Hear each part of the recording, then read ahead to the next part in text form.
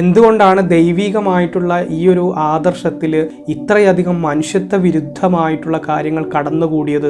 എത്രത്തോളം എന്ന് വെച്ച് കഴിഞ്ഞാൽ ലോകാവസാനം വരെയുള്ള മനുഷ്യർക്ക് മാർഗദർശനമാണ് ഇത് എന്ന് പറഞ്ഞുകൊണ്ട് ഉസ്വത്തുൻ ഹസനായിട്ട് റഹ്മത്തുൽ ആലമീനായിട്ട് അവതരിച്ച പ്രവാചകൻ സല്ലല്ലാഹു അലൈഹി വസല്ലമയുടെ പേരിൽ ഇത്തരത്തിൽ കൊടിയ അക്രമങ്ങളും കൊള്ളയും കൊലയും ഒക്കെ നടന്നതായി കാണുമ്പോൾ ഒരിക്കലും നമുക്ക് അത് മാതൃകയാക്കാൻ കഴിയില്ലെന്ന് മാത്രമല്ല, അത് ഒരിക്കലും നമുക്ക് അംഗീകരിക്കാൻ കഴിയാത്ത കാര്യമാണ് എന്നുള്ളത് കൊണ്ട് മാത്രമാണ് നമ്മൾ ഇത്രയും വിമർശനാത്മകമായ രൂപത്തിൽ ഇതിനെയൊക്കെ സമീപിച്ചിട്ടുള്ളത്.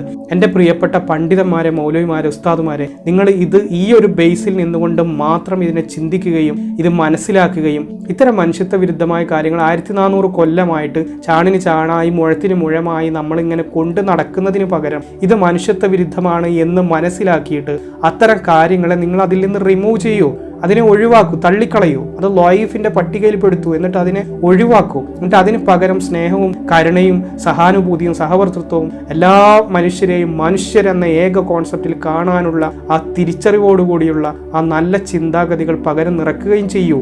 എന്നിട്ട് നിങ്ങൾ മതവിശ്വാസികളായി ജീവിച്ചോളൂ. ഒരാളും നിങ്ങളെ വിമർശിക്കാൻ വരില്ല.